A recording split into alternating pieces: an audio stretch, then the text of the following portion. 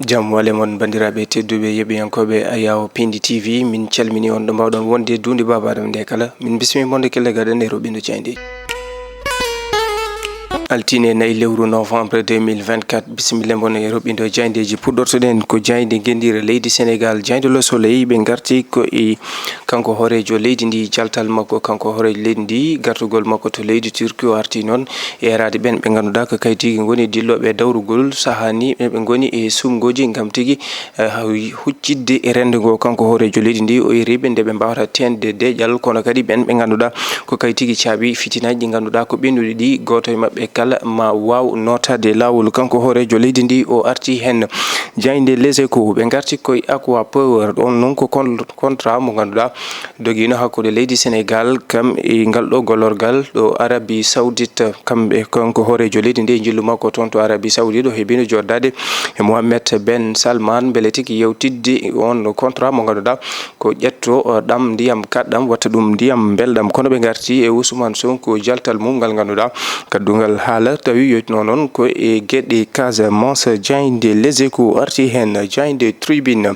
deke bi defa metti yini ko Tribune ɓe garti kamɓe Tribune yiide wonde hande oɗo saaha sukaɓe mawɓe nayeɓe kañumen kala tini wonande musal leydi ndi to banggue wonande gurdam ɗam kono ɓe garti kamɓe Tribune Île Saloum toon to Dionewar nde goya ɓesguji mumen ɓen sukaɓe ɓe ganduɗa ko yinnoɓe wadde ɗanle ɗe ndewani lawol rewde e maaje kaɗɗe ɗe ɓenne kadi ne wayno ɗen ɗanle ndewani ɗe ganduɗa lataki wadde ɓen ɓe ganduɗa ko abbiɓe e 125 ɓe ganduɗa lana mumen naggama kono ɓe garti e MFDC ɓe ganduɗa kañumenne mbaɗi jaltal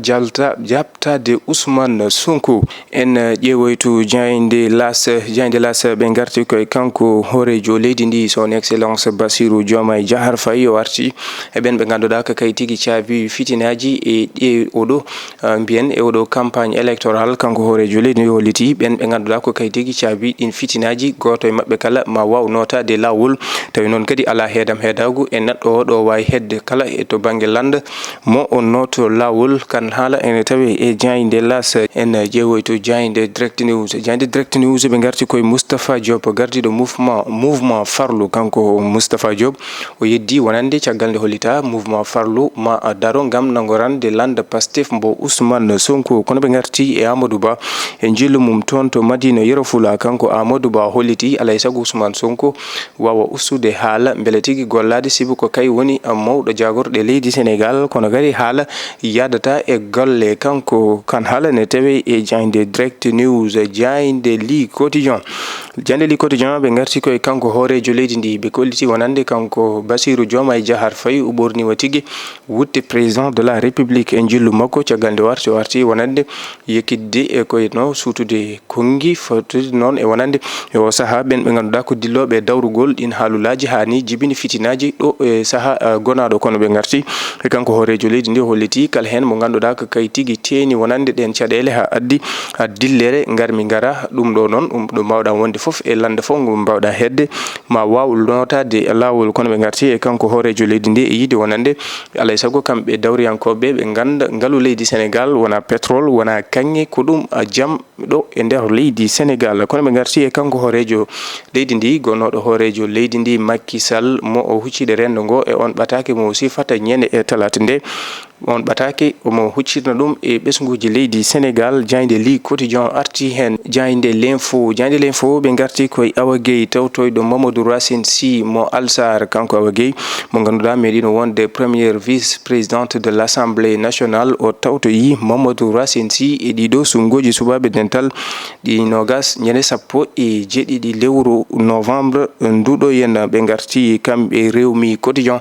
e kanko horejo leydi ndi o noddi deƴal ɓen ɓe ganduɗa ko dilloɓe dawrugol e tuma tigui deɓe goni e wertago leydi Sénégal beele huccidde rendo ngo nde ɓe mbawata tigui haalde ko addata jaam kam e jiidigal leydi ndi kono warte e yiide e ɓen ɓe ganduɗa ko kayen tigui kalata haalulaji walla ni waɗoɓe golle ɗe ganduɗa haɗum adda fitinaji kam e dillere e leydi ndi ɓen kala ma joofe kono kadi ma mbaw notade lawol kono ɓe garti kamɓe Rewmi quotidien omo ganduɗa ko kay tigui woni Demba Babayel Sow arti wonande ɓe ganduɗa ko kay tigui goni tijjaɓe to bangi sarɗiyankoɓe to bowal gendira leydi Sénégal. Jayde l'observateur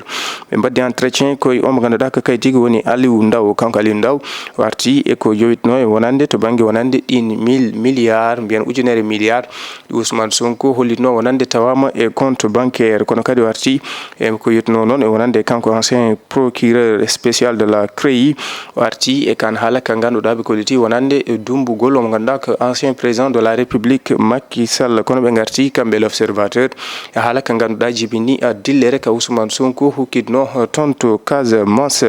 Jayde enquête ɓe garti koye kanko horejo leydi ndi son excellence Bassirou Diomaye Diakhar Faye warti tigui e hollidde wonande ko kay tigui woni horejo leydi ndi. Ɓe garti noon e caggal nde o wadno nommé nde o filno mo ganduɗa ko Samba Ndiaye PCA SNHLM haɗum addi dillere to banggue wonande jeeyaɓe e landa Pastef. Kono kadi o ƴetti pellital kanko horejo leydi ndi hollidde kanko woni horejo leydi Sénégal e yiide jayde enquête kanko horejo leydi ndi o arti hollidde wonande ko yetno e ɓen ɓe ganduɗa ko kay tigui woni dilloɓe e dawrugol o saaha noon ɗin haalulaji ɗiɓe kalata ha adda fitine kam e dillere wonande leydi ndi kala hen jaɓɓuɗo lawol ma noto e lawol e no foof ɗo nokku ɗo jomum wawi hedde to banggue landa dawrugol ma noto lawol. Kono arti kadi noddude deƴal kamɓe dawriyankoɓe ɓe beele e deƴal leydi Sénégal. Jayde l'éveil